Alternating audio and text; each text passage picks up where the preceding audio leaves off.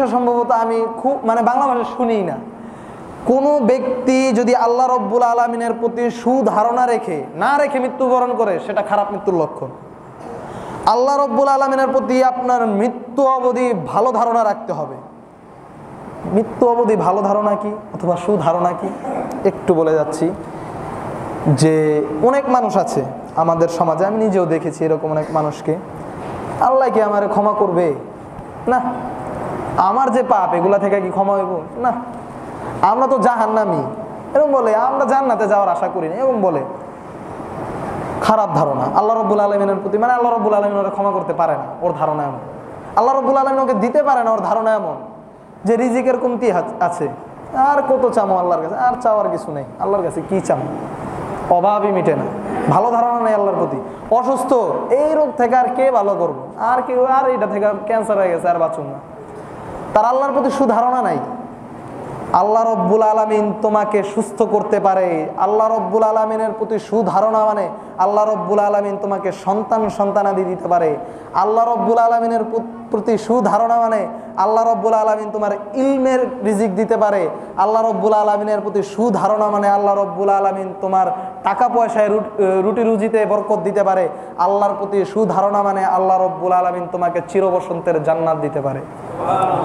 এটাই হলো হুসনুদ্দন্নি বিল্লাহ, আল্লাহ রব্বুল আলামিনের প্রতি সুধারণা। আল্লাহ রাসূল সাল্লাল্লাহু আলাইহি ওয়াসাল্লাম বলছেন, লা ইয়ামুতান্না আহাদুকুম ইল্লা হুসনুদ্দন্নি বিল্লাহ। আল্লাহ রব্বুল আলামিনের প্রতি সুধারণা না রেখে যেন তোমাদের কেউ মৃত্যুবরণ না করে। তোমাকে আল্লাহ রব্বুল আলামিনের প্রতি সুধারণা রাখতে হবে। সুধারণা কি আরেকটু বলি।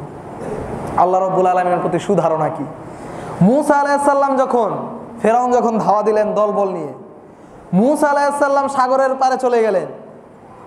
তিন দিকে ফেরাউনের বাহিনী, তিন দিকে ফেরাউন ঘেরাও করে নিয়েছে। সামনে হলো অথই সাগর। আমি আপনি থাকলে, ভারত সাপোজ আমাদেরকে ধাওয়া দিল, ভারত যদি আমাদেরকে ধাওয়া দেয় চতুর্দিক থেকে, একদিকে শুধু কক্সবাজার আর আমাদের যাওয়ার জায়গা আছে, আমি তো যদি হাদিস না জানা থাকে, আমি তো বলবোই যে আমি ধরা পড়ে গেছি, না আপনিও বলবেন।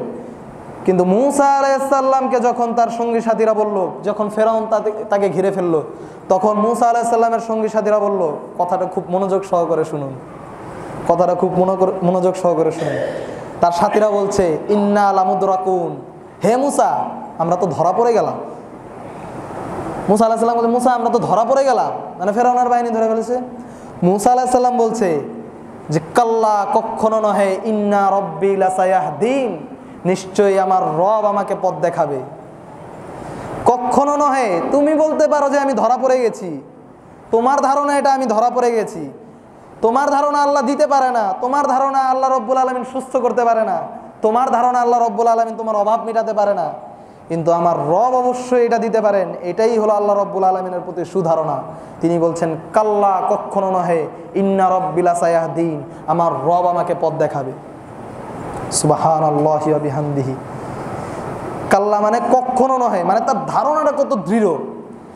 আল্লাহ রব্বুল আলামিনের প্রতি তার ধারণা, আল্লাহ রব্বুল আলামিনের প্রতি বিশ্বাস, আল্লাহ রব্বুল আলামিনের প্রতি তার চাওয়া কত দৃঢ় যে আল্লাহ রব্বুল আলামিন আমাকে পথ দেখাবে। তারপর তো আল্লাহ রব্বুল আলামিন তাকে পথ দেখালোই। এই হলো নবীদের আল্লাহ রব্বুল আলামিনের প্রতি তাকওয়া, আল্লাহ রব্বুল আলামিনের উপর বিশ্বাস।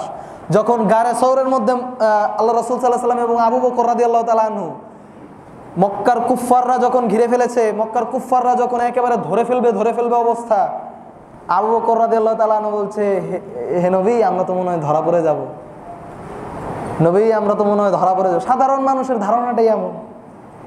এত বড় আবু বকর রাদিয়াল্লাহু তাআলা আনহু, আবু বকর রাদিয়াল্লাহু তাআলা আনহু বলছে যে আমরা মনে হয় ধরা পড়ে যাচ্ছি।